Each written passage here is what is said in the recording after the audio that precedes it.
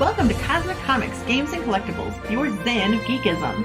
We carry comics old and new, magazines, toys, games like Pokemon, Magic, D&D.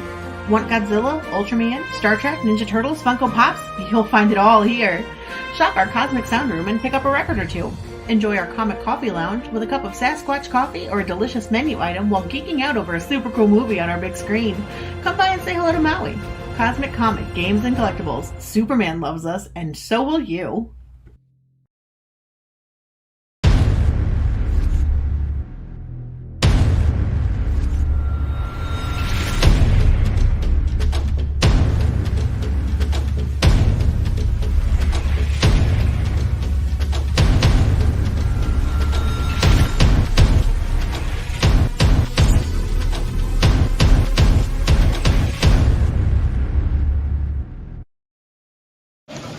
Sock it to me.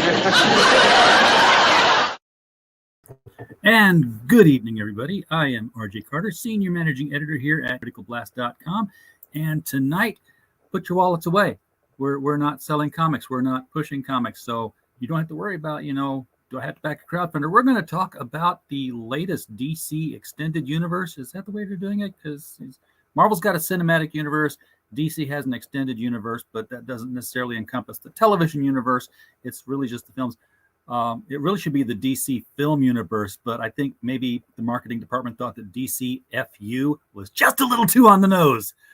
So we're going to talk about the Suicide Squad today. And with us, we've got Mr. Hoppe, that connoisseur of all things pop culture. How are you, sir? I'm doing quite well, RJ. How about you? How are you doing this fine evening on this fine day? I'm doing well. So I amuse myself sometimes. That DCFU thing just came to me right then. I'm like, why hasn't that Wait a minute. Well, the DCFU, I think, would be absolutely fantastic. Just imagine the hours of marketing they could have with that. And on top of that, they say, hey, you know what? It's for the kids. The kids understand it. So why shouldn't we run this for the kids? And also, RJ, never to ever to correct you, but unfortunately, at the land of the Warner Brothers, there is no DC cinematic cohesive universe. This is a bunch of movies coming together using intellectual properties every once in a while from the DC toy chest, I guess you could say. Okay, the thing that there was some sort of cohesive universe, I think I would know about it by now. But looking at all of the movies together, it's like, nah, this is a bunch of guys and people's getting together saying, hey, I got an idea. Remember this comic book called Shazam? Yeah, let's make that into a movie. Kids would relate to that. Why not?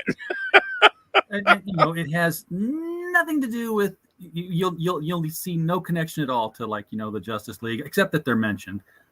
Superman. Oh yeah. Yeah. So basically, as people know, I'm here today to talk about the Suicide Squad. Batman Gotham? No, Arkham Asylum. Is that it? Is this what we're talking about today? I've been preparing for this for a week. Which means we'll get to it in about 40 minutes. Something like that. No, I'm just joshing you, as the kids would put it there, RJ. So all right, we got an active chat. All American Comics is in the house. Welcome. Thank you for showing up. Appreciate it. And over from the Twitch side, William Afton 88. Hello to you too, sir. Hello. So yeah, things have happened since our last meetup when we talked about Loki. Oh yeah. That was a ship that sailed wonderfully into the Shangri-La of the sunset. Yes, it did. so since that time, I've been, the question that's now on my mind is about Kitchener Comic-Con. Okay, what would you like to know about the wonderful ongoing saga known as KCC there, RJ? Well, KCC is known as the con with balls. They'll invite. Oh, that's awesome! Putting that on a T-shirt, I'll give you $0.25 every time I sell one. They'll invite the uninvitable. They bring in the unbringable. That's kind of yep. I have to think that this next convention, front and center, Frank Miller. Yes, I think that'd be absolutely fantastic, especially when I explain to my my sponsors why they're getting so many emails and Twitters and stuff like that due to Frank Miller himself. Because I'm actually like, superstars have their fans. They have their good fans and they have their not so good fans. And the not so good fans need a lot of hugs, caring, love, therapy, and medication. But those are the fans that the media just doesn't want to talk about. And when they have come their to a little, anti-fans. what's that? Sorry. And they have their anti-fans. Yeah, there's always those guys. So basically, to answer your question in full, as I mentioned last time, I was on a wonderful broadcast here. We as in I am still putting together the basic blocks of the convention stuff together. But however, we're still looking for volunteers. We're actually looking for social media people. We're looking for media people in general to contact the different media people or outlets in my town and stuff like that as well. There's lots of positions available, lots of stuff that's open, lots of opportunities available for individuals who wish to get involved in a wonderful independent comic book convention that has a set of cojones that's never been seen before in the Canadian comic book convention scene, that is. Because once again, as I mentioned before, and I'm always happy to say this, back, what was it, 2 years ago at the stage of the game, when me and my colleague Cress were on the internets, and basically we heard this voice actor named Vic Manania, and basically, right?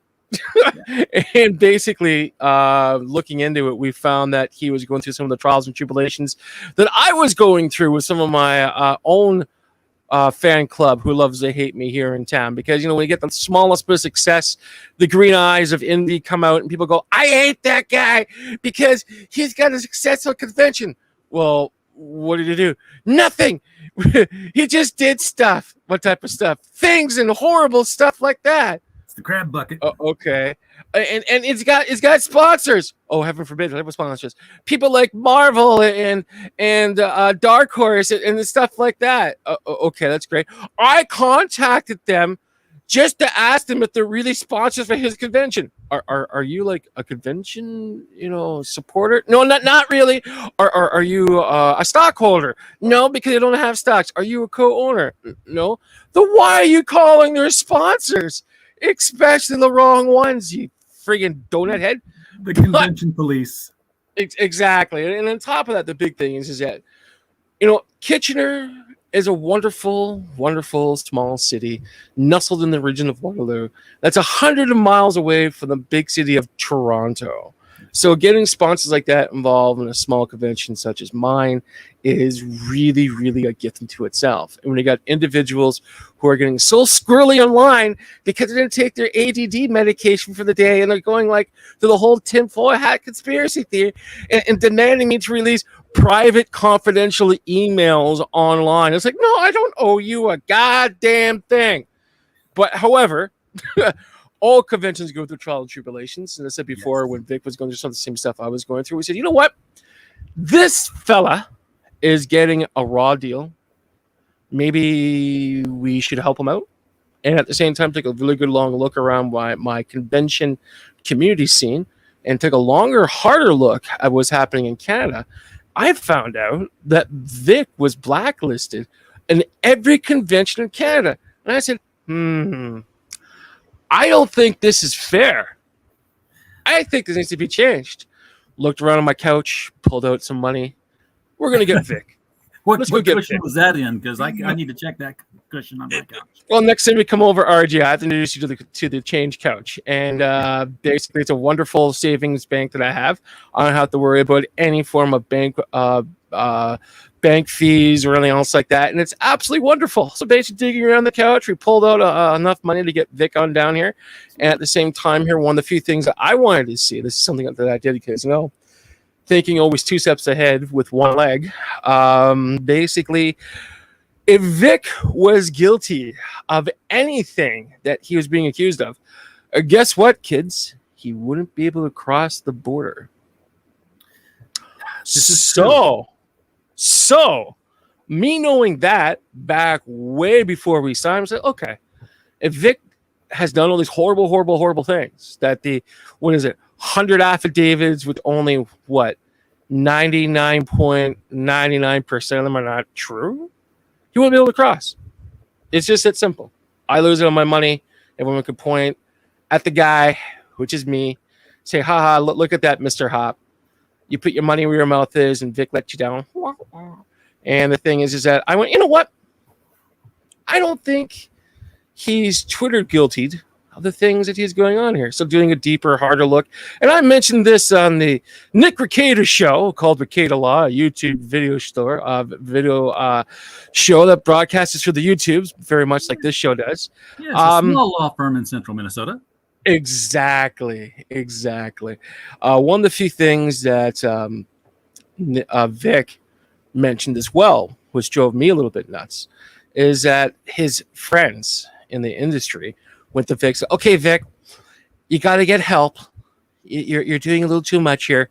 Your aura is just surpassing my own every time you mention you in a dark room.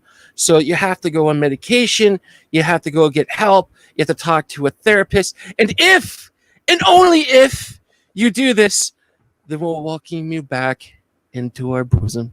And it would be like nothing's bad has happened at all. And you know what Vic did? Vic went out there and said, oh, okay, I'll go and I'll get help. And you know what? And you know what Vic did? Vic went out and he got help. He talked to a therapist, got the medication, and those bastards didn't do a goddamn thing. Because why? Just like me, everyone's eyes went green with envy, just like the Incredible Hulk, without the coolness, sound effects, something else like that. Because his movie that he worked on grossed over $300 million in one weekend. Yep. And then we're a part of that. Not good. Not good at all. Vic's got success, and he had to go. So everything he was promised, he did, which is a lot for the credibility of the man. And on top of that, he basically went through with it. And yet, that wasn't good enough for him. He bent the knee to get his friends back, did everything he was asked to do, not told to do, asked to do, and it still wasn't good enough. And when I heard that, I went, you know what? I'm broke as fuck.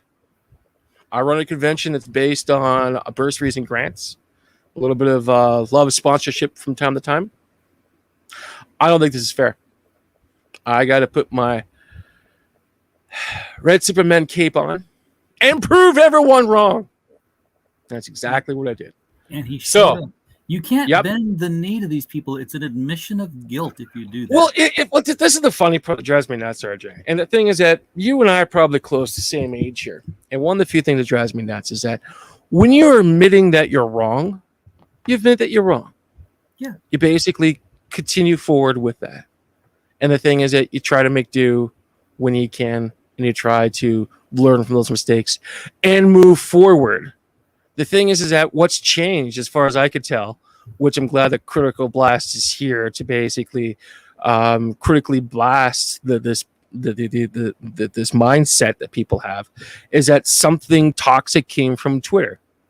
And as the old idiom goes, never meet your heroes, and heaven forbids, never meet their fans. Heaven forbids, heaven forbids where that leads to, because when you're wrong about something. Can we change that? That bugs me, Archie. There you go. Thank you. What, you don't like the pop-up? Why do you keep taunting me with that? Stop it!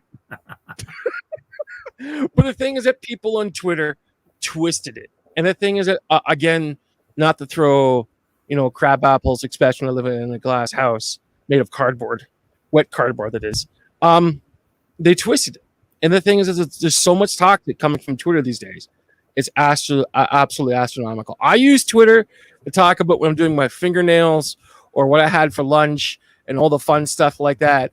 But a lot of people say, you know what? We're going to get in this thing called cancel culture, and we're going to cancel people. What does canceling mean? That means they get so depressed that they kill themselves. Oh, you're into killing people through social media. Sure, and it works. Right. It work.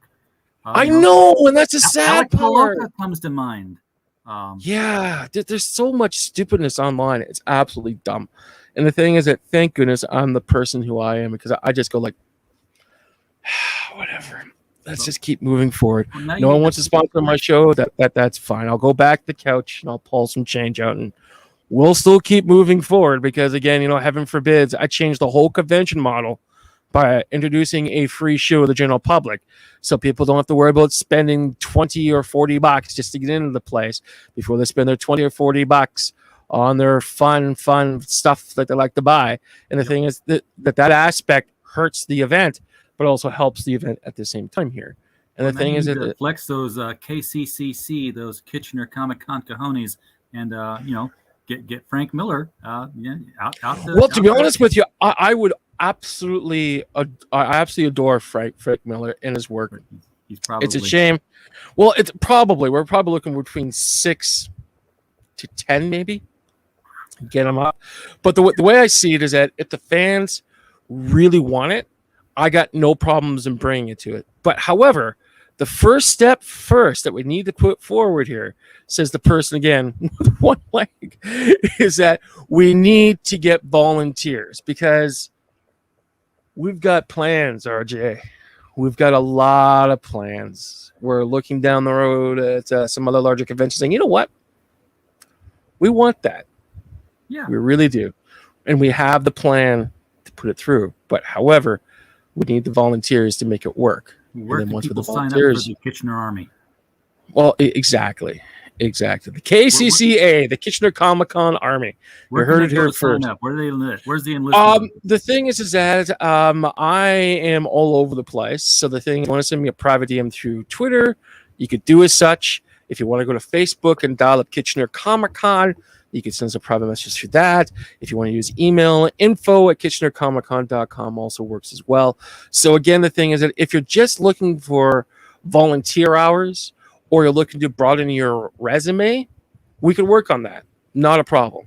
I wish I could pay people, but unfortunately, I don't even get paid, because all the money that comes in goes immediately back out into the convention itself. It's not even a tax write-off for me. It was just basically want to put this event together because it's fun for everybody. It creates memories. It creates positivity. And that's what we're all about. And on top of that, it's a welcoming space for everybody. And that's one of the few things that I literally embedded it into the foundation of KCC when I started this consumption back in 2014. And the thing is that these are some of the this is the foundation that KCC is built on. This is the foundation that KCC will continue to exist on. And the thing is that, again, it's generating opportunities when there wasn't any, especially in the towns such as a small city such as Kitchener. Plus, on top of that, we have more fun than the other convention that's out there. Even when we're working hard, we're all having fun, and we just do what we can. That's the best we can do. Well, speaking of people who have survived cancellation, they've been canceled, they've stepped out, and they've come back in relatively short order, mind you. You went out and saw The Suicide Squad, directed by James Gunn. I did. Did you see my little posting on Twitter there? I did not see it. Well, the thing is that if you can on the fly, if you can load it up, that'd be absolutely kind of funny. It's in my timeline of things, but yeah, it should be within the first couple of postings there, and I'll just wait till you can find it, because again, me talking about this with the visual attached to it just adds a little bit of je ne sais quoi to the actual story at hand here. I'm looking at many posts that you've done since August 7th. You've been busy. Yes. I am the chief executive officer. I do remember this photo of you. Yeah, there you go. I did see this. So can we throw this up for the kids to see? Yeah, we can share it. Awesome. We can share it out there. There's look at that handsome fella.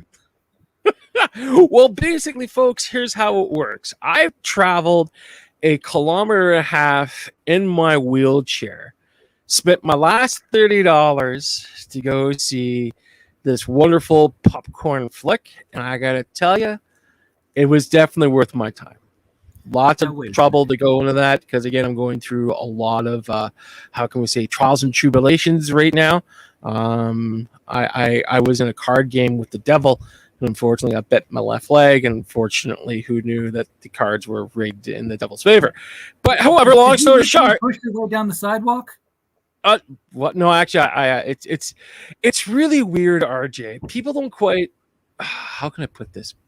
In Kitchener, I usually walk all over the place, save a couple of bucks here and there type of thing. And the thing is, I enjoy the cardio and stuff like that. But the thing is that this town is so hilly, it's stupid. So the thing is that being in a wheelchair right now, every time when there's an incline, a downcline, I totally feel it. So the thing is that the movie theater that I went to, it's basically a kilometer and a half away from the nearest bus stop. And on top of that, it's on top of a hill. But the thing is that the incline is so slanted. When you're walking normally, you can't feel it. But when you're in a wheelchair, oh my God. Yeah. It's quite the run I have to do. Hand pedals where you just kind of go like this. I wish I could do that. I wish you could do like a I need to get some hamsters to hook them up to like a power generator and put that somewhere. Yeah, exactly, and basically move forward from there. So the thing is that it's part of my foreign language. It's really a pain in the ass for me to get around town right now because again, there's hills, there's little tiny hills everywhere, and it's sort of like when you're walking normally, you can't feel it, no problem. But when you're in the chair, it's really tough. So the thing is that when I got to my favorite movie theater to watch this particular production, if I thought this thing was a complete waste of time with all of the added stresses I've been through, I would totally say this movie is not worth your time. Stay home. And I would say stream it on a pirated site just because we don't need to give those money-grabbing freaks in Hollywood more of our money, if you know what I mean. And the thing is that, again, I believe in giving to the industry. I do not believe in giving it to studios because when the studios get your money, that's it. The studios got your money. Great on them. But when you're at the movie theater, there is a distributing of capital through all the different partnerships involved with that, and everyone takes part in it. And also on top of that, Warner Brothers does not hire kids to make popcorn and to serve you pop. And the thing is, without those kids, without those jobs, the thing is that your immediate local economy starts going down the toilet if no one's going to the movie theaters and stuff like that. These part-time jobs are very important for your local community, and throwing it to the larger movie studios is my opinion, a bad waste of capital. So the way I see it, if you're going to stick it to them and watch your stuff privately. At least that's what I'm suggesting. Let me ask you about your visit there then, because was this a fully open theater, or was this, every sixth seat kind of deal? Well, as far as I could tell, they did have pandemic spacing. So basically every second seat, every third seat is not occupied or something like that. But of course, being one of the few things I enjoy being in a wheelchair for the media right now, one of the very few things is that I always get the best seat of the house because I always bring it with me. So the thing is that my seat was fine. I could swing one way. I could even use this seat, and I'm not supposed to use it. Put my popcorn on, so it came with a free little side table. So that's all good in that aspect of things. So again, looking at the dark clouds, more silver lining, I guess you could say. Yeah. Well, the reason I'm asking is because the ratings on this, the reviews on this have been fairly positive. I haven't seen negative reviews on it. Oh, 100%. The box office take is just not there. It's not bringing in the dollars that they need to recoup their investment. Well, I'm really glad I brought it up, RJ, because one of the few things I've been doing for the last few days is trying to figure out why this production isn't making the monies that Fast 9 did. And there's a lot. It's kind of funny. YouTube movie critics usually really pull things apart. As far as I could tell, they're nitpicking. There's some legit gripes with the particular with their deposition, but when it really comes down to it, it's only really minor. What's this guy saying? You're abusing your power. Yes, I am. And what's this guy saying? Evil Animosity said he doesn't have any money anymore. Brian Polito has all his money now. Jay Lee says that it's actually taken in 1 million more than Mortal Kombat's opening weekend. That's awesome.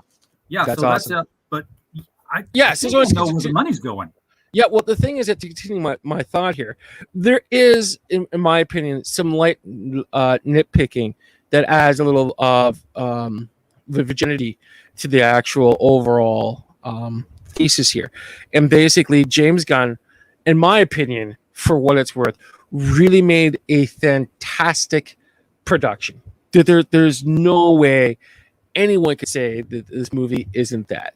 I don't want to use the word fails, but we have to ask, who's this movie for? That's the first question I always ask.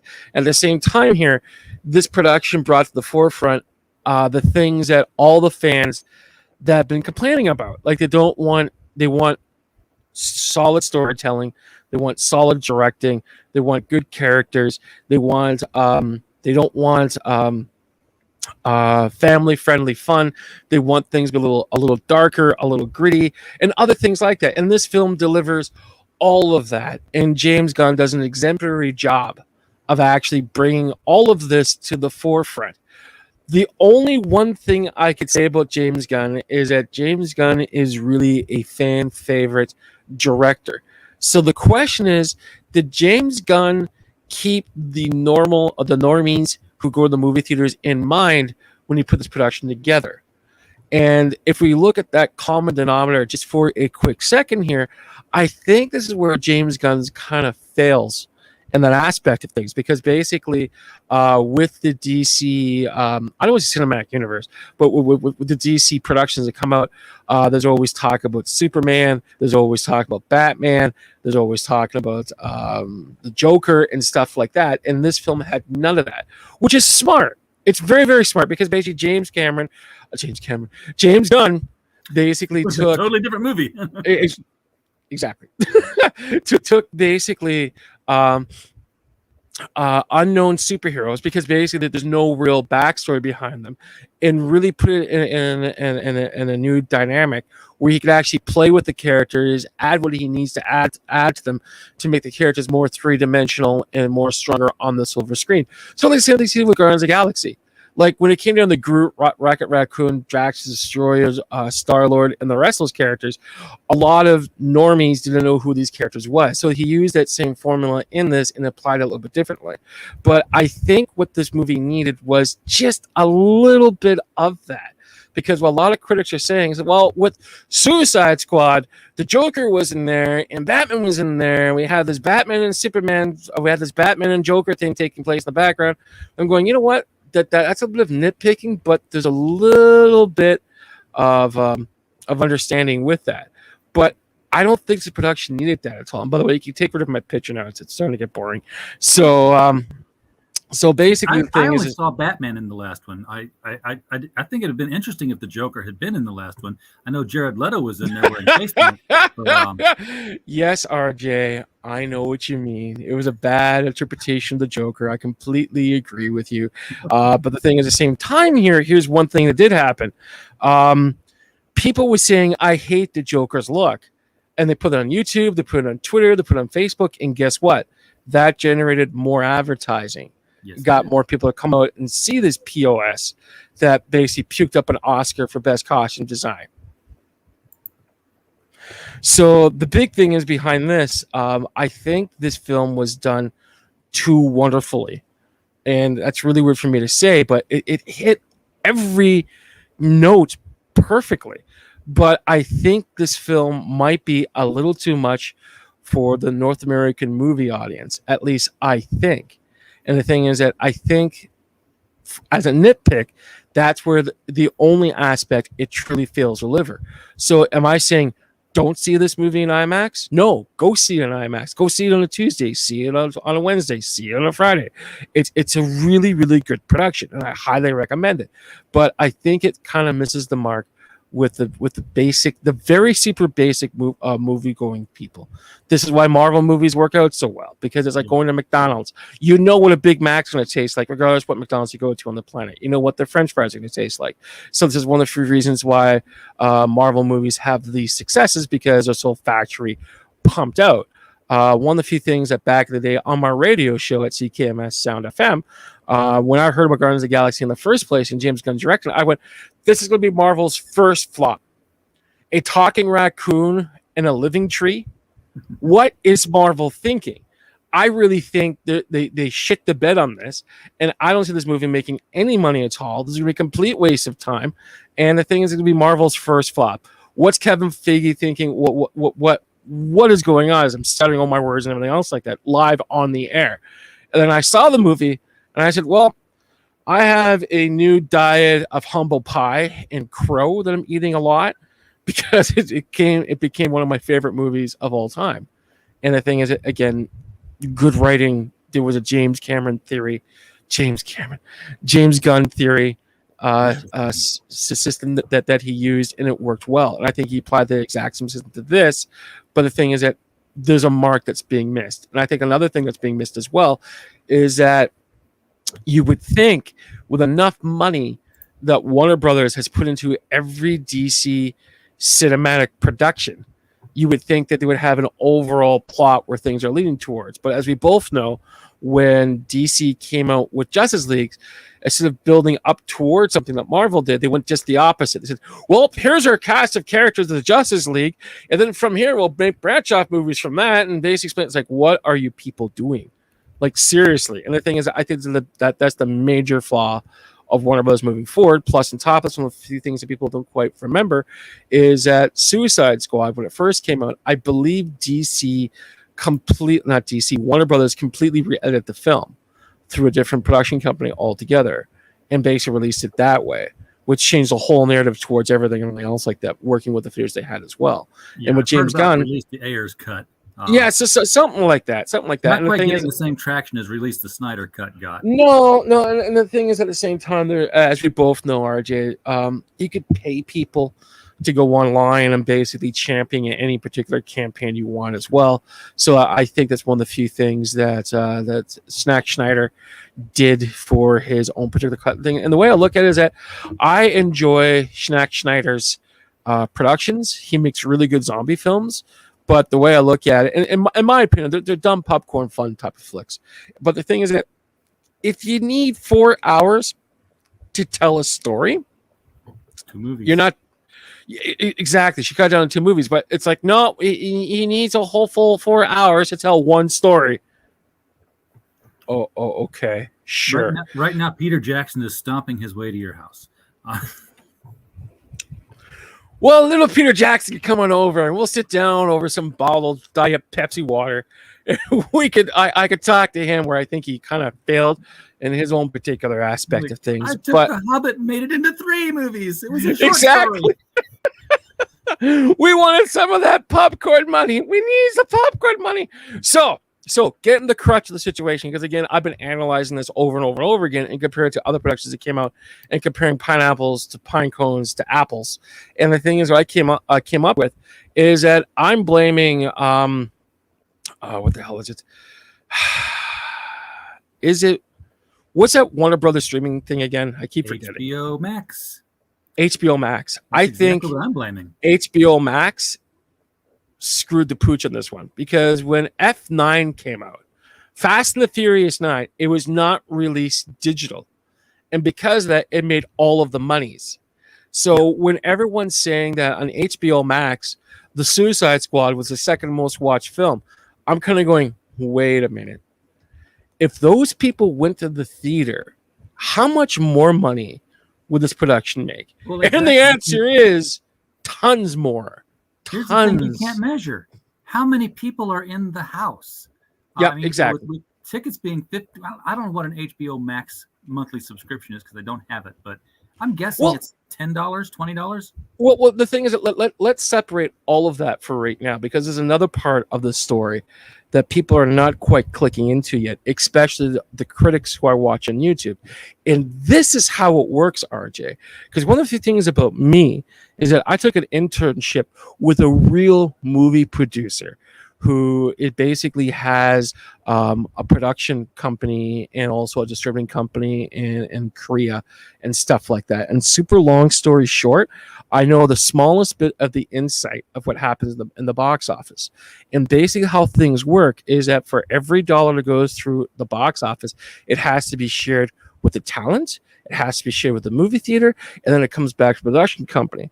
And the thing is that this has been the system that's been around for 100+ years of cinema. So Sure. everyone makes the money, everyone gets to eat.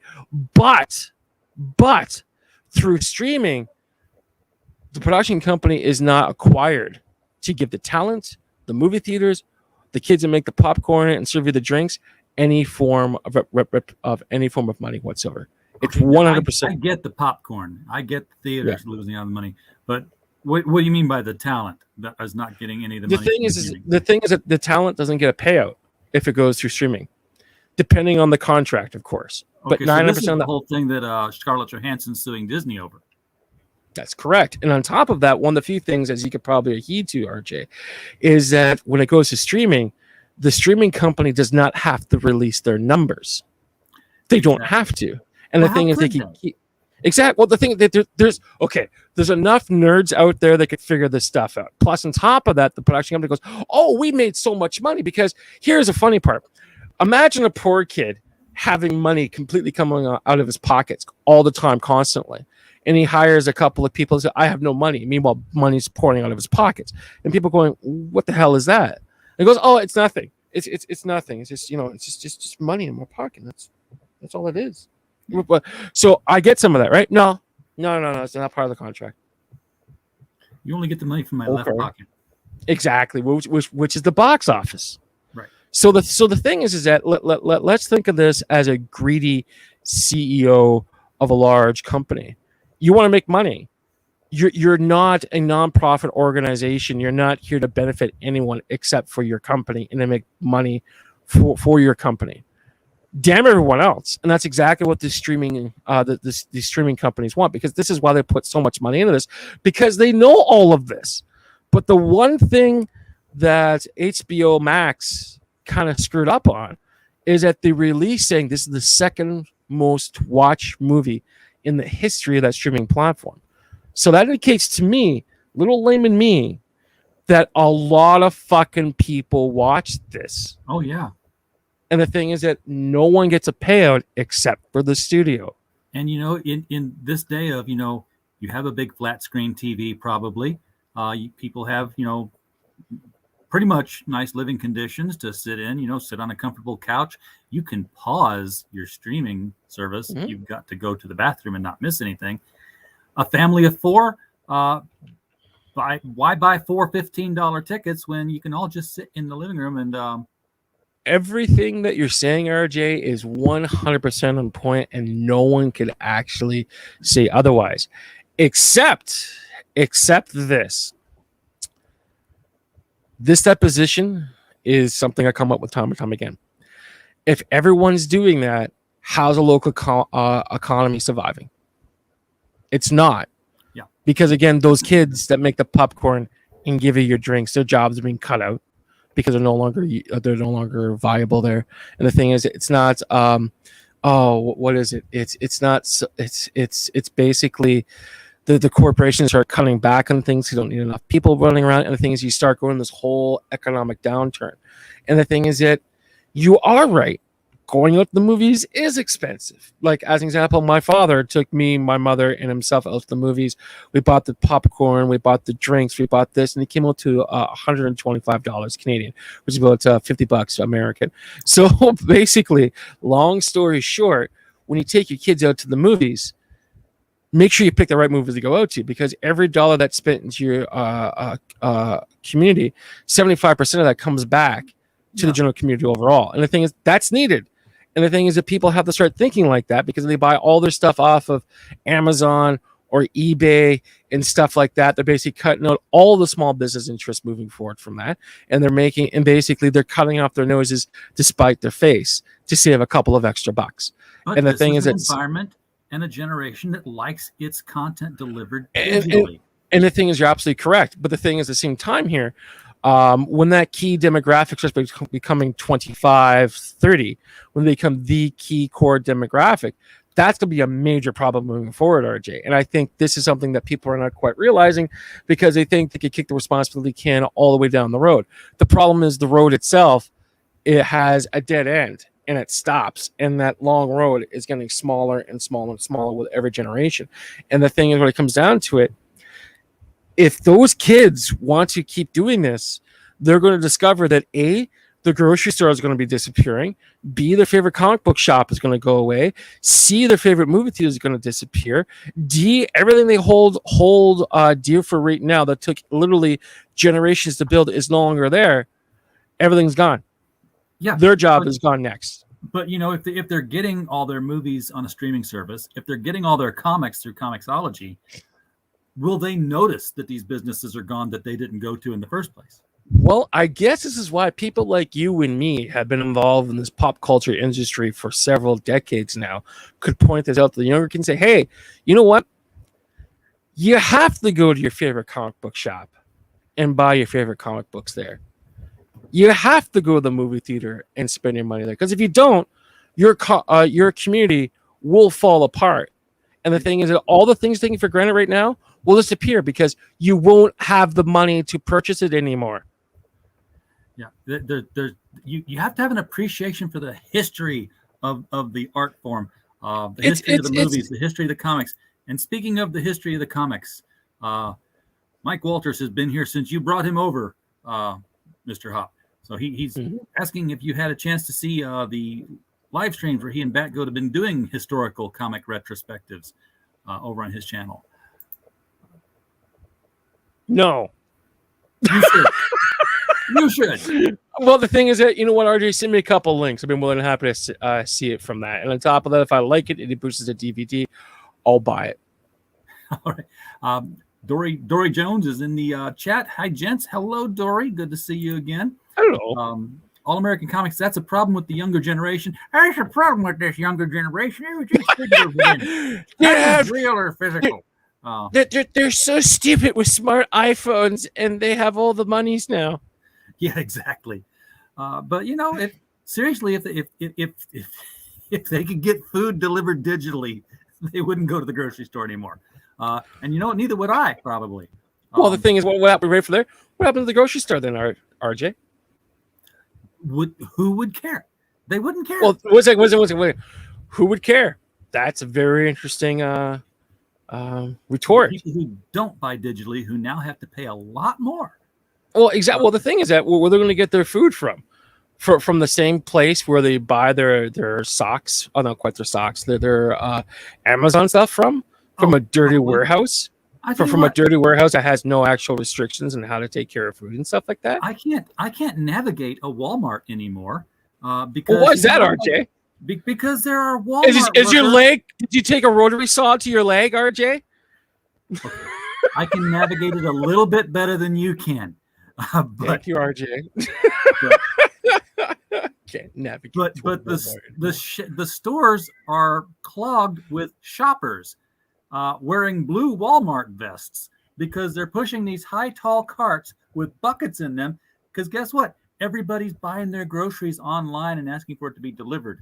So, of course, these people running out filling in buckets and the big thing is that this pandemic has set up a perfect scenario to really wreck our economy. It's just that simple.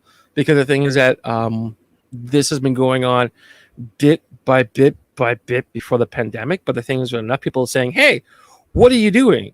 You shouldn't be doing this because of all the things we just talked about.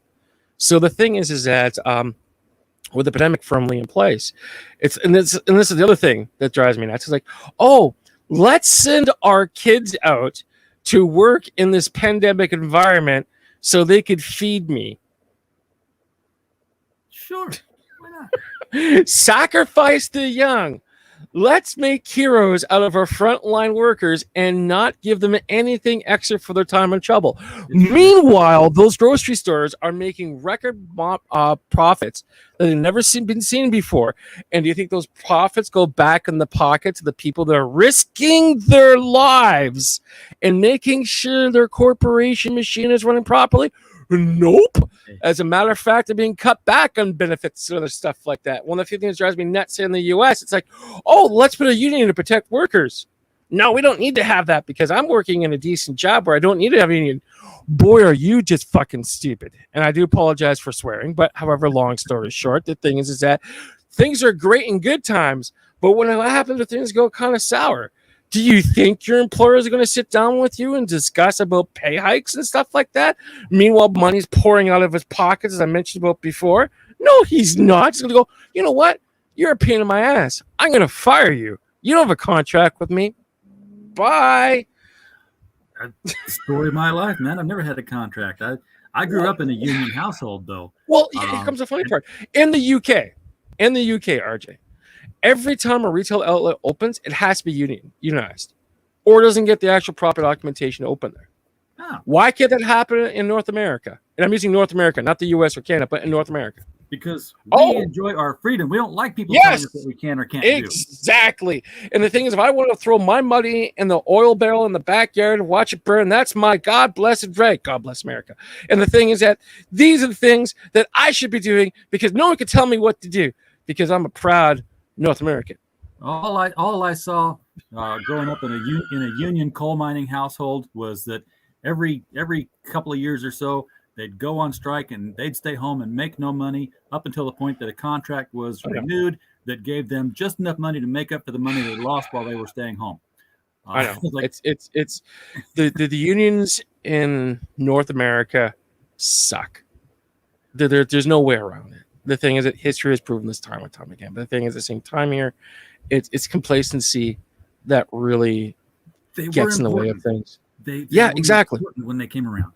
And the thing is that corruption took them over because even the union boss says, you know what? I'm making more money this way. Yeah. More money, less work. Why not? Yeah, I have, and Joe Worker comes and says, look, I have a major grievance with my employer. And the union person goes, I have to work now? Have a seat. And they tell you what the stories about the birds and the bees and where babies come from, and they kick you out of the office after that. It's really an unfair situation. But I guess one of the few things I keep talking about, my friends, is that when you come nothing but good times, but then bad times hit, what do? And the thing is that if you don't have your head screwed on straight, you suffer. Yeah. Well, the question on everybody's mind right now, though, is how cool is King Shark? Oh, yes. Let's get back to point. Damn. Yes. King Shark. Moving back to the left. That's right. That's right. King Shark was awesome.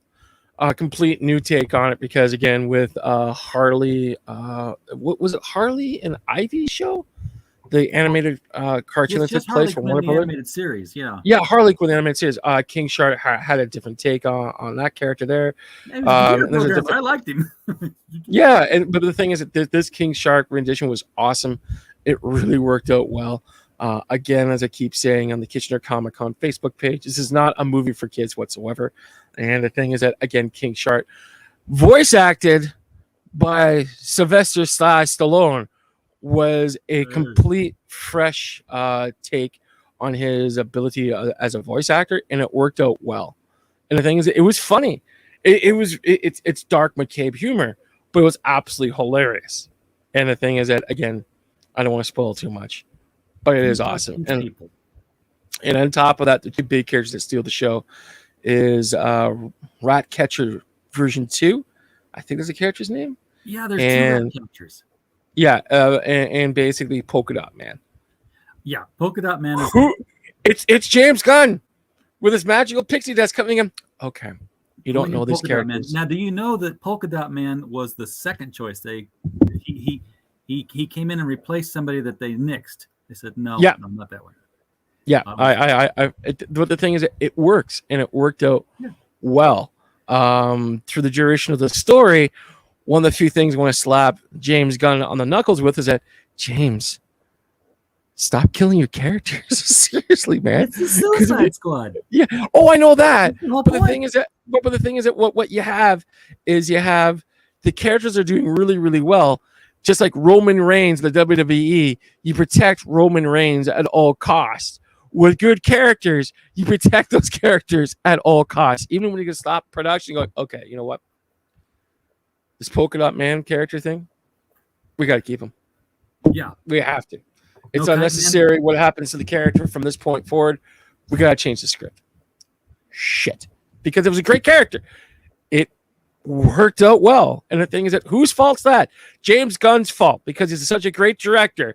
He brought a super lame character that's been involved in the DC comic book universe only a few times. The creation of the character's conception brought the silver screen and goes, I like the Polka Dot Man. Why are we watching a Polka Dot Man movie? James Gunn is the first director who has directed both MCU and DC. Yep. Basically, I was introduced to James Gunn in my college days. There was this movie that came out called The Way of the Gun. And the thing is, this is a really old movie from the early 2000s. I believe they said that. And the thing is that when I was watching this cinematic masterpiece unfold in front of me, this is awesome. Why? Because I fell head over heels for all the small stuff that was taking place on the big screen. Like there's this one sequence where the two hitmen were talking about how they're going to get out of this this crossfire shot that they're in. The guy goes, okay, here's what I'm going to do. You cover me. I'm going to run to the fountain. I'm going to jump into it. I'm going to use it as cover and shoot back. Can you do that? The guy goes, yeah, sure, no problem. So the guy goes out. The guy's just bringing the gun, laying down compression fire. The guy runs out, jumps to the fountain. The fountain's full of glass. No one saw that coming, and I howled for days over that little tiny bit of screen time. It was absolutely hilarious. And of course, they figured it out. They got out of it. Roll credits, the end type of thing. But long story short, that was my first introduction to James Gunn. He came out with Slither. Like the man knows how to spin a narrative. It is awesome. It's just unfortunately he just went to Warner Brothers. Warner Brothers said, "Hey, you know what? You're Mr. Marvel, Mr. Guardians of the Galaxy. Just do whatever. It's fine." Yeah. He said he'd be up for doing a DC Marvel crossover movie, which will never happen, of course. I mean, oh God, it took an alignment of the planets to get the comic books to do that. Think you're going to get MCU and Warner Brothers to do it? No. It will never happen in our lifetime. Now I say it will never happen. It's already happened in our lifetime. Yeah, well, Who Framed Roger Rabbit? Well, is that comic book movies? No. Is that Marvel and DC? Exactly. No, it's Warner Brothers and DC. Yeah, but the thing is, ready for this? They said that they'll never do that again in our lifetime, ever, because both production companies are so beyond wrecked. It's ridiculous. And the thing is, the amount of money that would bring in to be scrapping over it, especially who has the digital streaming rights. I think you should give the third kid in the class, which is Netflix, and call it a day. There you go. Yeah, perfect. But they won't do that. But again, I think another thing that this movie had difficulties with, especially from a minority perspective, is that it's called The Suicide Squad, and people don't know if this is a sequel or continuation or what's going on. And I think from a strict writing perspective, it gets really mushy from that perspective, because again, James Gunn came in, said, okay, we're going to do The Suicide Squad. We can't call it The Suicide Squad Volume 2 because that takes away from the whole Guardians of the Galaxy stuff. We can't call it a second printing because maybe they didn't think of that. But I think that was another problem they had with this production as well. But the thing is, we're saying, well, if this does well, then we can make The Suicide Squad 2, which is Suicide Squad 3, and people are getting really confused over that as well. But long story short, when you start watching the movie, all that stuff gets pushed off the side because, again, there's something really smart. You could watch the first Suicide Squad, and then you can watch this one, and you can see where there's similarity layover, which is awesome. But at the same time here, they ran with the formula. You don't necessarily have to watch the first one to understand this particular story adaptation. So I think that's a really good move on their behalf. But at the same time, people walk into it, they really don't know what's going on. And sometimes, as I said before, like ordering from McDonald's, they want to buy a Big Mac, large fries with a Coke Zero or a Diet Coke or a regular Coke type of thing. And that's pretty much it. So again, it sort of misses on that. And also, the same time I said before, I think it's HBO Max that should have shown this within their 40-day window period versus right away. That took more money away from the overall box office. But again, this is a wonderful production from start to end. Do not take your kids to see this movie because it's rated R. And on top of that, some people say, well, the reason why it didn't do so well because it's rated R production. But Deadpool was rated R. Yeah. No one Deadpool said anything was about that. Nope. Deadpool 2 was rated R, and I didn't take anything away from the production overall because it still made all the monies. It's just Well, it kind of is the- sucks. Is the difference maybe that Deadpool was rated R and Suicide Squad's R? Oh no. No. This is R. This is in your face, unapologetic, ultra violence, blood everywhere.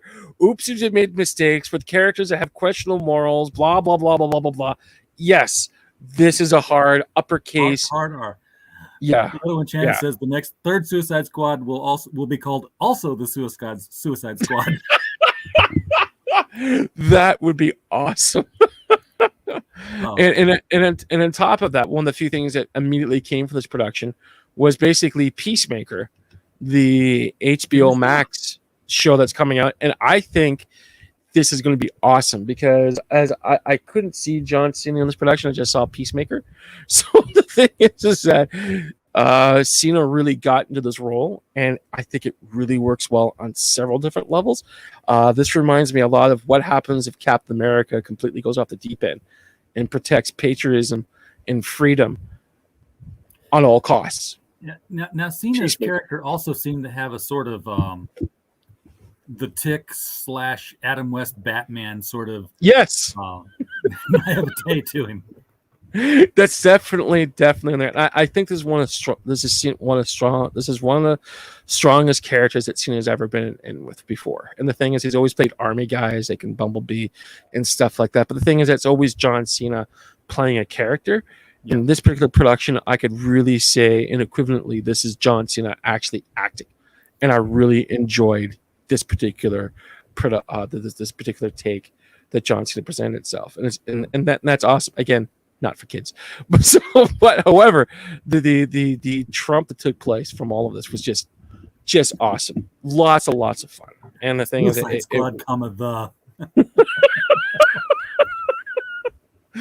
here we are on Critical Blast, helping the Warner Brothers production company. Exactly. Here's a bunch of free ideas. Yeah, sit and make money. It's what I always do.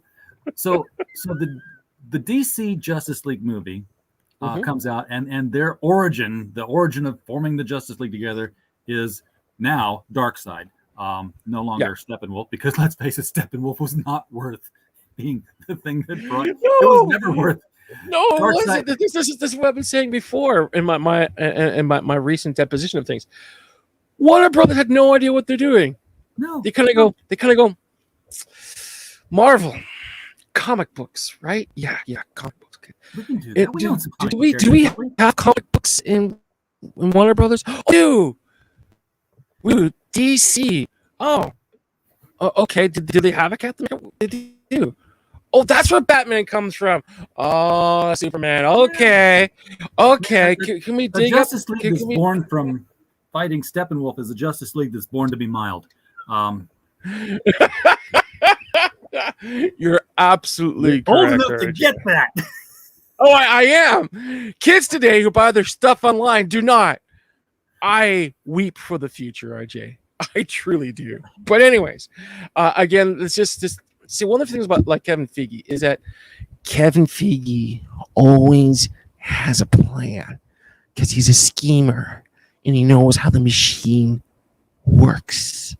But over here, Warner Brothers go, and on top of that, what's his name? Who was the CEO of Warner Brothers when Batman Dark Knight was coming out? I forget what his name is.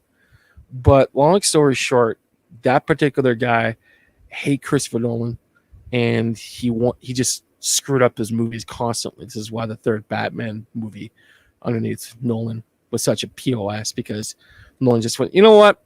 I gave you The Dark Knight Rises, one of the best cinematic movies ever as a comic book flick, and you guys shit all over that, and now you want me to do this? I'm contractually obligated to do what you ask, and I will give you exactly what you want. But after that, I'm done. Because if they would have went forward, Yeah, exactly. And the thing is that they would have ran with Christopher Nolan's vision of superheroes back then.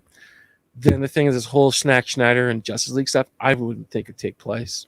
But the thing is, Well, this just goes to show again how inept Warner Brothers is when it comes to their own intellectual properties.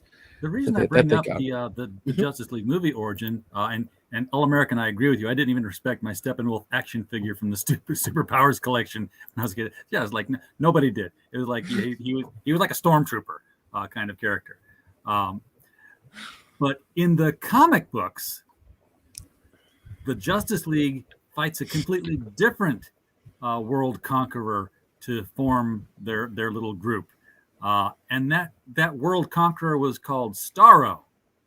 Starro. And what year did this comic book come out there, RJ? 1967, 68?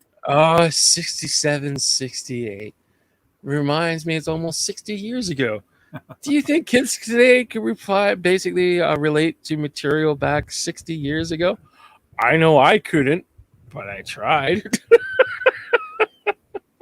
Nope, you're absolutely correct. The thing is that one of the reasons why I got in the comic books is because my dad It was 60. Books. Yep, Brave and exactly. Bold number 28, March 1960. Yep, there you go. So it's not even 68, it's 60. Yeah. Which is even older. 61 years DC ago. made wonderful, wonderful comics, but unfortunately, people at the top have no idea what they're dealing with, and they threw it on the big screen to hope to make all the monies, and they failed horribly. What's this guy saying? Heroin Burke says, follow Mr. Hop on Twitter and send him a DM about Kevin Feige. Karen Foggy. Oh, God. Is that phase 4 or phase 5 they're coming out with that particular aspect of things? I don't know. Who knew? With a bunch of stuff, but he's here now. Heroenberg is our wrench. He is our super wrench in the chats. Did you discuss Kaleidoscope yet? The Dial H for Hero character, which appeared in Suicide Squad. No, I didn't even know that character existed. There are what? No one knew the Pokemon Polka Dot Man existed.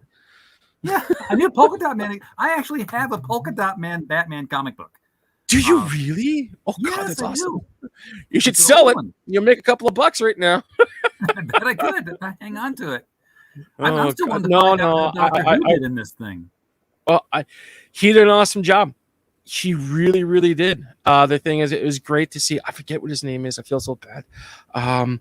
It was good to see that actor getting more work after Doctor Who and being in a big tentpole production such as this. And it worked, and it worked well. He played the character as best as he possibly could, and lots of direction from Mr. Gunn himself. And again, as I keep saying, it was good, and it worked.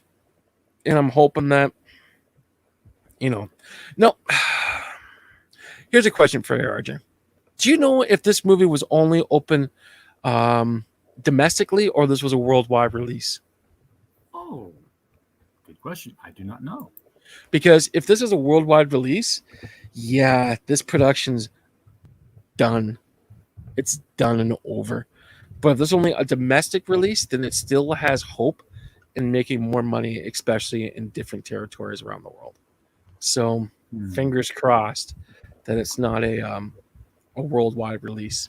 Because when I hear production companies opening up a movie worldwide, it's because they want to push it out so bad. They just want to make all the money really quick, and that's it, done. The headline I'm seeing from Deadline says the Suicide Squad misses the mark at 72 million global overseas, on par with Birds of Prey. God, this was a worldwide release. As Mr. Ken Nakamura would say, this is not good. No wonder everyone's freaking the fuck out. So they invested so much money in this movie. Yeah. Warner Brothers. See, this is the funny thing about streaming right now. I'm guessing through streaming, comparing apples to pine cones again, Black Widow, the Suicide Squad. Yeah. I'm assuming this made about 60K or 60 mil, sorry, in the HBO Max streaming platform. That's what I'm thinking. And the thing is that they don't release that numbers because people go, how much money this movie made? And I don't get a cut of that? Yeah. What? So 62, probably 60 million in HBO Max, which would have translated to another 90 mil if you had to buy tickets for everybody who watched it at home in group settings. Yeah. They should have followed the Fast 9 approach and not released on HBO Max. They should not have done that. They should have fought through the theaters and really push it forward, and they didn't. So Kaleidoscope was created in 1982 for the Dial H backup feature in Superboy by an 18-year-old kid and his mom. The kid is now in his 50s and still lives in his hometown of Fall River, Massachusetts, and he was credited at the end of the movie just like Ethan Van Sciver was. Chew on that, Comics Kate. So hopefully he gets a check because DC's. Oh yeah, he'll be getting for cutting checks. Oh yeah, that's one thing about Warner Brothers I do like. That they'll heed to their contract, because if they don't, they'll go to court. Kind of like what's happening over at Disney right now. Yeah, we'll see. Well, I think the biggest thing, I was talking this with Over the Crumb, by the way, and I think the biggest thing that Disney's more afraid of, I don't think it's the lawsuit from Miss Black Widow herself they're more afraid of. I think what they're more afraid of is when they have to release their numbers from Disney Plus and how much money this movie actually really made through their production. And I'm guessing a truck ton, or just to pull their opposite, absolutely nothing. And if that's the case, wait for it, they have to explain that to the board of directors and all the stockholders on how the Disney Plus is not making the money as they promised, which leads to fraud, embezzlements, and the other legal jargon goes on from there. It means fraud, scandal. He's going to jail, and it's not going to be me. Yup. So the biggest thing about this whole platform streaming thing as well is that this is where the board of directors or people higher up in production companies go, well, we made lots of money. Well, streaming. Yeah. But we made lots of money, but none. Exactly. Case in point, Ghostbusters, Columbia, the first film. By all accounts, a blockbuster. Yet Lou Scheimer told me that he was supposed to get a cut of the profits, and when all was said and done, there were no profits to get a cut of. Of course there isn't, because remember, buying that one fur plant costs at least $10,000. Yes. This is why you always take it off the front end, not the back. That's right. All American Comics says exactly what we've been saying all along here. If I can watch it home on my TV, I'm not going to go to the theater. Yeah, and the thing is that you know what? Sorry, go on with the next one here. Sorry. No, that's okay. He's saying, getting the credits in the film, except for Space Jam animators, you get thanked on a tweet. Yeah. Boy, that's a big oopsie. Come and work for production companies where you don't get paid and you don't get credited. We are on the wrong side of this timeline, aren't we, RJ? It wasn't supposed to be like this. I think we are. Yes, I think we're beyond the looking glass. I think we're no longer on the prime timeline. I blame Kane, Disney Plus for all of our woes moving forward. But I don't know, man. This whole thing is just this in my opinion, this is the weirdest thing ever. Because I enjoy movies, and as you said before, the other person who wants to stay at home to watch your productions, good, do it. Eat all the popcorn at home. That's fine. That's cool. But keep in mind, when your movie theater's gone, it's not going to come back. Nope, you'll have all the to jobs streaming. Yep, exactly. And at that point in time, then they got you by the balls at that stage of the game. And the thing is, if you think things are tough now, wait until you're paying $50 to $80 to watch a movie every single time that you're on the actual streaming platform. And on top of that, wait until they actually increase their monthly rates to a lot more money, because you can't go anywhere else to watch it. And on top of that, all your favorite internet browsers like to use are all basically reprogrammed to not accept any other form of streaming except for the ones that are accepted. Yeah, and wait for the camera in your smart television, which you'll be streaming everything over, to facially recognize the number of people sitting there and charge you accordingly. Of course. Yeah, it'll come. That'll happen. Oh yeah. All the horror stuff that we're talking about, it's almost here. Yep. Well, yeah. The reason Heroinberg is excited about Kaleidoscope is because I submitted a dozen characters to Dial H and they didn't use any of them, but I used several of them 30 years later in Heroinberg. I'm actually surprised they took a character submitted to Dial H and used them in a book outside of Dial H. That's the first I've ever heard of that ever happening. That says Suicide Squad was lots of fun. I hope James Gunn uses a lot more obscure DC and Charlton characters in the Peacemaker TV series. You know what? If they're going to do anything in the Peacemaker series, it won't be Blue Beetle because that's too DC. I hope not. Oh gosh. It won't be Captain Atom because that's going to be, that would require special effects. But they could get away with Nightshade. And if they wanted to get really obscure, they could go with Judo Master. Judo Master is the one Charlton character they didn't use in The Watchmen. Yeah, no, I gotcha. And plus, he could come in and be like, be riding the coattails of the entire Shang-Chi fiasco that's coming down. That's going to be another marvelous train wreck / dumpster fire, isn't it? And by the way, don't forget Inhumans 2, known as the Internals, is coming out as well. Who knew that Karen Feige was such a forgiving? Feige. No, I said Karen Feige on purpose. Oh, RJ, okay. Roll with it, man. Okay, I'll roll with it. Are we on point now? Well, are we following this? You remember when you first came on, we had a guy called you Mr. Hoppe, and I had to correct him. Yeah. Oh, of course. I remember that person also well. But anyways, long story short. He writes for us now. That's even funnier. But anyways, long story short, the people in China hate that movie, but people don't quite understand what's always fun to say China and all the rest of stuff like that. They don't quite understand that the China territory is the second largest box office in the planet. So immediately right out of the gates, if you have your second box office territory hating that movie, it's going to go down in flames and suck really hard, really, really fast.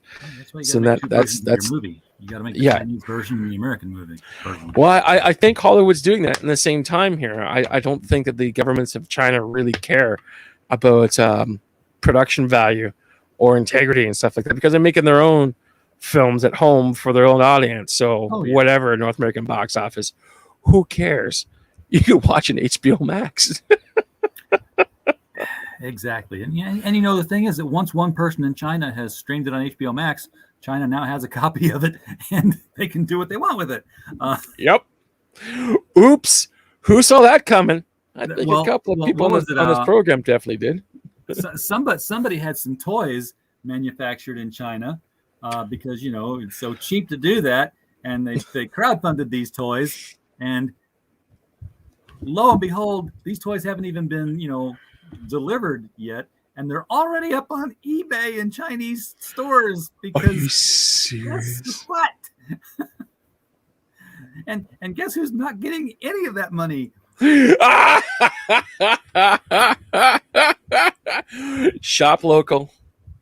Yes. Distribute local. Manufacture local. Bring it home to the USA, folks. It may cost a bit more, but I'm telling you, it's all local. You know where the guy lives. You could drive to his house and say, "Yo, what up?" Yeah.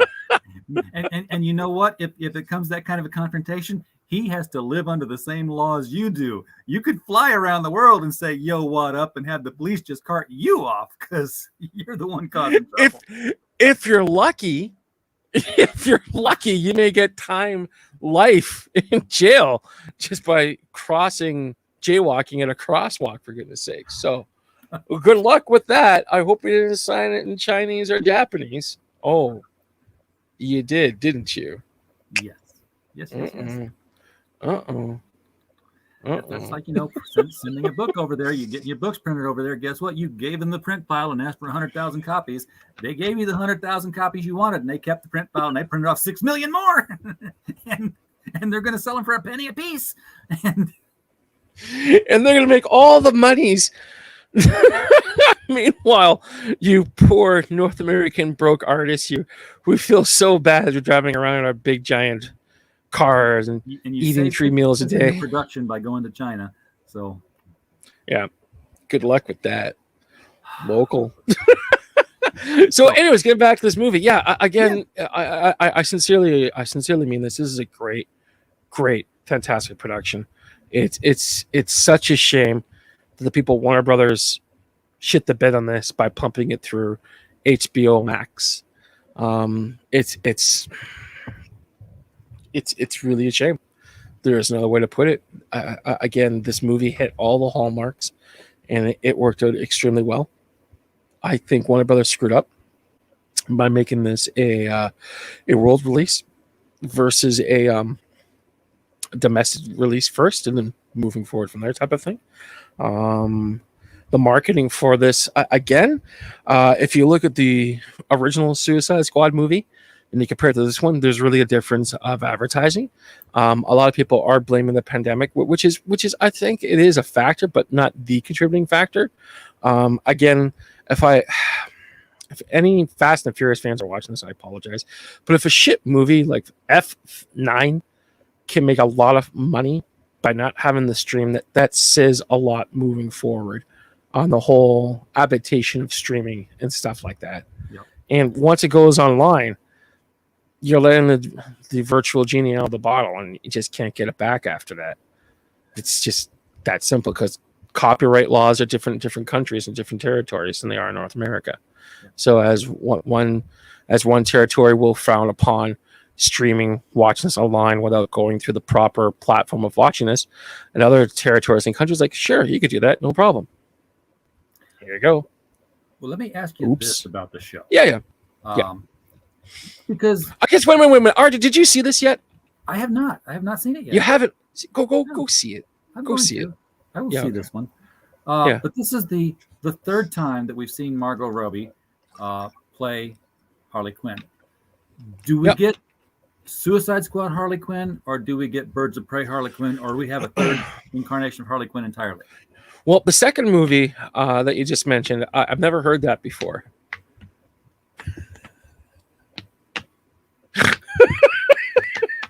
I didn't know those were Birds of Prey. It exists. Really?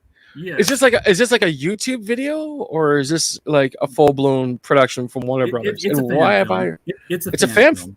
Yeah. Well, I guess to answer your question, so that's more of a fan film. So who cares? Yeah. Okay. Yeah. There was a fan film that Margot Robbie played Harley Quinn in. Really? Yeah. Oh, wait a minute. Talking about fan films, have you ever seen Dirty Laundry? No. Oh, dude. Long story short, it's a Punisher movie. It's a Punisher movie short. It's a fan film production. It's called Dirty Laundry. We showcased it at Kitchener Comic-Con because one of the few things I was doing before all of my stupidness took place is that I was trying to showcase independent movie productions that are shorts, that's superhero related. And one of the films I came across was this production called Dirty Laundry. And everyone who's watching this broadcast, when we're done after this broadcast, go on YouTube or use your favorite internet search browser and type up Dirty Laundry Punisher short. Fantastic. If you ever want me back to talk about that production, oh dude, I could talk a year off on that one. It is awesome. So basically back to this independent fan fiction production called Birds of Prey. Couldn't see it, couldn't care.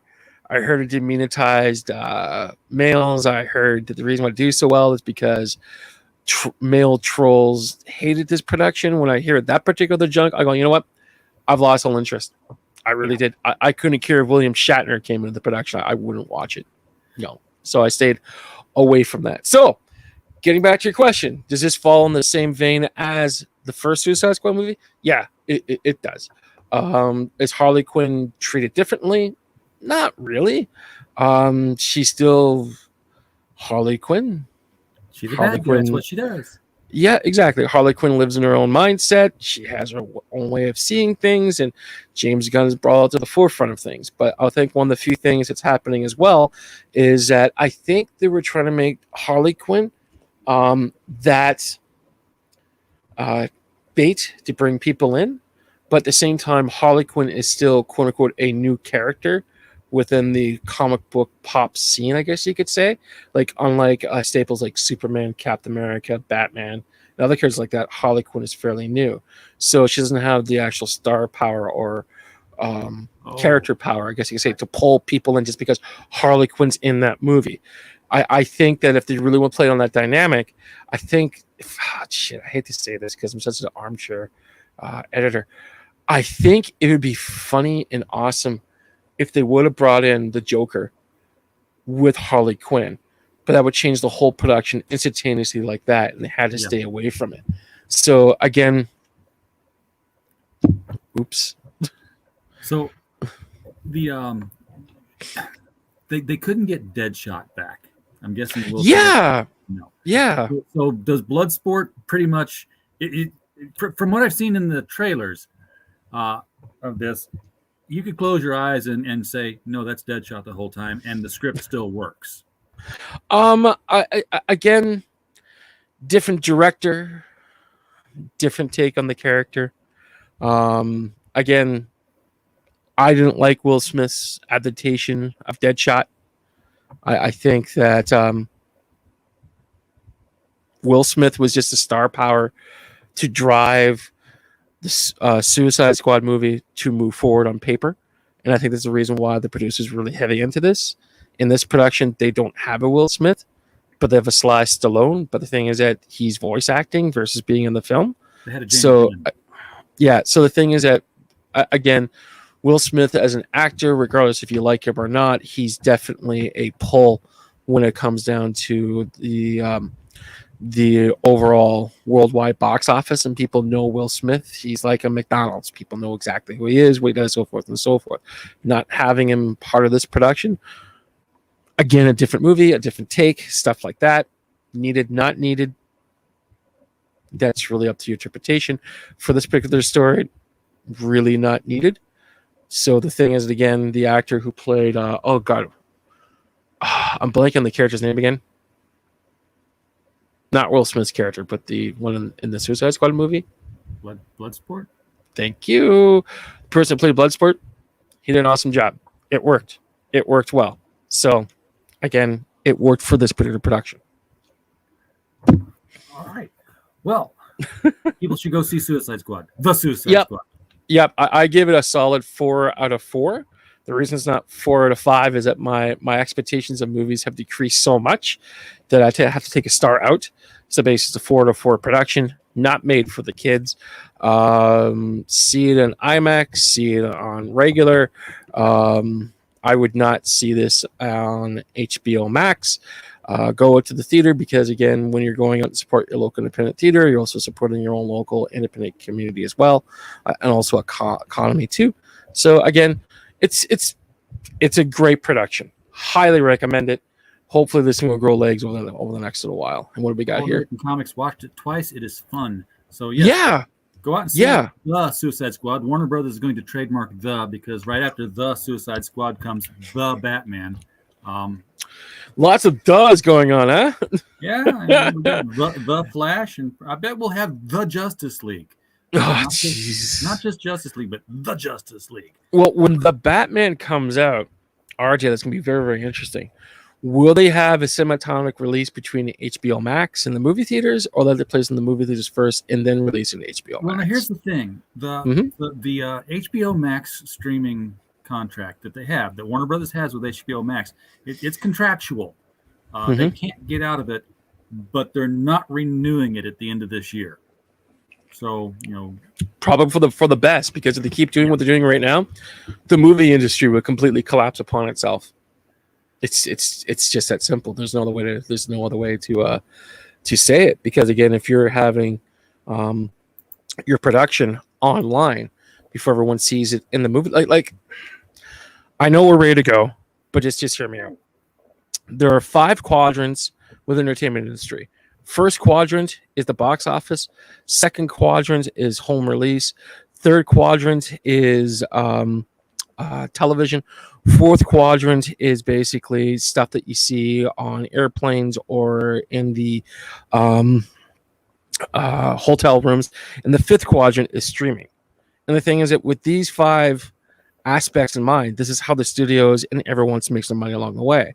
So when you have the 5th quadrant interfering with the 1st quadrant, you're getting the problems we're having right now. That's exactly what's taking place. And the thing is that this is a machine that's been built for over 100+ years. And the thing is that you have to be careful with the 5th one, because if it overtakes the 1st one, it changes everything across the board. And that's problematic. Spaceballs came true. What's it all about? No, I mean, remember the scene in Spaceballs where they're like, where are they now? I don't know. We need to fast forward to that spot in the film. They bring out the row of VHS tapes. He's like, the film's not even done yet. Yes, but the VHS tapes have been created this quickly. It's already streaming and it's just now released in the theaters. People at home could have watched the end of the movie before the actual premiere begins in the theater runs. I thought you were going to say it's all about the merchandising. The merchandising. Spaceballs, the toilet paper. Spaceballs, the shampoo. Spaceballs, the cereal. It's always been that. I mean, come on, we've had what was the cereal that just came out? I forgot. Oh, He-Man and the Masters of the Universe cereal. Oh God. The only one thing that's done right in that particular He-Man production, the cereal, kids. Cereal, yes. Welcome to the other side of the looking glass. Eat your cereal. We're not in the prime timeline. We're not going to say the H word because we'd be here for another hour and a half. This is true. This is true. Although I have heard, everybody was theorizing, hey, it's going to be Tila be the new He-Man. And then the other half of the crowd was saying, no, Tila will become the sorceress and resurrect He-Man, and then they'll be on equal power levels. But the third one, which is the one that looks like it's going to be the case, is that Tila is going to be the sorceress, and Andra is going to be the new She-Ro or whatever. So, you know what? I'm very surprised with RJ. RJ, you know what I'm really surprised with? What's that? There's going to be a second He-Man production. Well, it has to, because this was only the first half of the first season. Well, this is the funny part. If I was people from Netflix and I saw this much hate towards a production, and this is like real, I don't want to watch your production type of hate, I'd be going, yeah, the second one, we're just going to put over here. There we go. There we go. It's not gone. It's not coming back anymore because we screwed up so badly that the fans hate this production. Oh, that whole thing was such a. It was a CF. Oh yeah, that was definitely a C movie. We're having math discussion too in the chat right now. Oh God! Taking you to task for your 5 quadrants. Like, how do you have 5 quadrants? The word means 4. Well, you know what? This is how it is, kids. And the thing is, the 5th quadrant is streaming. It doesn't really belong to the 4th one. So there we go. So chew on that for a while and give me a quarter every time you say my name. Douglas Adams' 4th book in the trilogy. Yeah. It can happen. We didn't know about the 4th book in the trilogy. Yep. All right. Try that one, kids. Well, this has been fun. Yeah, it's always good to be on your show. Thank you very much for having me. I appreciate it. I come out of this knowing nothing more about the Suicide Squad than I did going into it. And you're ready for this? You don't have to. You don't have to. The only thing you have to keep in mind is that when you go to the movie theater, buy a big thing of popcorn, buy a big thing of pop, kick back, enjoy the movie.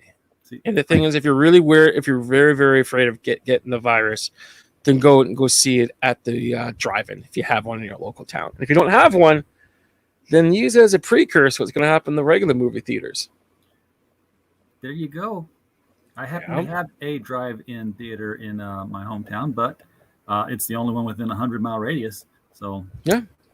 Well, the thing is that people are afraid to get the virus, which is totally understandable. Go see it at the drive-in. Whatever you do, don't stay at home. Don't watch it by yourself. Go with your friends. Have a great time. Wear a mask. Get yourself vaccinated, etc., blah, blah, blah. Go out and enjoy yourself. Because if a guy with one leg could use his wheelchair and travel 1.5 kilometers to watch this production and come out of it after spending his last $30. It's worth your time. It's really worth your time. It's a damn shame that Warner Brothers screwed this up so badly. But and it's all in the logistics of it. The movie's good. Mm-hmm. The logistics of it messed it up. Yep. Honestly, you're absolutely correct. Absolutely correct. And also on top of that, support the soundtrack. Go out and buy it when it comes out in home release. Buy a physical copy. Good soundtrack. So just like James Gunn's, Yep, James Gunn and Quentin Tarantino make great soundtracks, and this totally shows that as well. So the thing is, again, this is something I would highly recommend buying on DVD at your local favorite record store if you have one. If you don't have a record store, well, Mr. Hoppe, go watch What If next, I guess, and then come back. Oh, do I have to, RJ? Do I have to? Let me look over the contract. It doesn't look exciting at all. Oh, did you see the promo? Contract? I have to. Shit. Okay, fine. Did you see the promo for Spider-Man No Way Home? Should I? There's a picture. Oh, God. And RJ, are you getting all excited over a picture? No. Mr. RJ, but, the head of Critical Blast. Over a picture? Spider-Man in his costume, but his costume is altered. Yes, I know, RJ. Yeah. They're always altered, especially when Peter Parker picks up a new daddy head figure. Yes. Apparently, there's a formula. I'll be your new daddy, Parker. Here's a new costume for you to wear, so you're more relatable to me. Yes. Apparently, that's he's getting kind of creepy. Supreme. I hope this works. I really do. But my spider sense is tingling, and this is oh boy. I think it's going to be I think this. RJ, can you say that again? Say that again. Magic webs. What's wrong with that sentence? Tell me, RJ. Magic? Yeah. For a New Yorker street level character. I'm shaking my head unapprovingly. I'm hoping this works. Because if it doesn't, picture, what's that? I'm going to share. I'm going to find the picture and share it here. Find the photo and let's give some free advertising. Yeah, to Marvel / Disney. I hope you're getting a check for this, RJ. Of course, since my contract, I get a quarter of it. It's in here somewhere. Here we go. Oh, there we go. What we got? All I gotta do is just share the monitor again. Mm-hmm. Yep. Magic with a thwip. Oh God, I saw this today too. I was hoping this was fan made. It's not, is it, RJ? I know. What are they doing to my favorite character? Maybe it is because they didn't spell thwip correctly. So surely Marvel would not spell it THIWIP. That's thwip. Is this like the fourth quadrant thing? It could be, but yeah, here's the whole Spider Supreme glowing symbol. He's got the wristbands on. He's shooting. Look at that. He's shooting a beam, and it's please be fan art. Please be fan art. Please be fan art. It's not fan art, is it, RJ? Probably not. Oh, good Lord. Probably not. I was just warming up to Venom Part 2, There'll Be Carnage. But if Marvel's going to do this to Spider-Man, oh my God. Oh, well, no, I hope the toy sales are worth it. Well, that's exactly what All American Comics is saying, that they alter the costumes for the new action figures. Of course they do. That's why there's so many Batman action figures out there, including Scuba Batman and Parka, Snowstorm Batman, all that good stuff. This is going to be 7 shades of silliness, isn't it, RJ? Yes, it will. I'm hoping that this works out, because wouldn't it be a shame if over 10 years of cinematic goodness gets flushed down the toilet? We'll see. My goodness gracious. All right. So go see the Suicide Squad. Worth your time. High praise. Yep. And I'm telling you, RJ, go see the Suicide Squad. And for Should be more tons of videos like this one, go ahead and hit that subscribe button if you haven't already. I Yeah. won't tell you to like the thing, but if you want to share it, that would be helpful. You just Yeah. get it around, see more opinions. And we do have membership tiers, which, I don't create toys. I don't have trading cards, but we will send you stickers, buttons, pins, keychains, what have you. And I got to tell you that the stickers are stuff. great. And the stickers are great. Highly recommend. You have a sticker. Yeah, that's right. So I don't know Crumb has a sticker. I don't, RJ. Get a hold of me after this. I will. Yeah, I've got a packet here going out to somebody else. I will prepare a I will second. put it right here. Yeah, do that. And advertise you all the time. DM me your address, and I will get you. Loaded up. I will make That's cool. Crumb look over at you and go, "I didn't get one of those." So make your old jelly perfect. Absolutely perfect. Exactly. Folks Yeah, in the chat- I'll get that to you. No problem. All right, we'll take care of you. Folks in the chat, we appreciate you so much being here. We don't have a show without you. So all I can say is that, we hope you had a blast while you were here.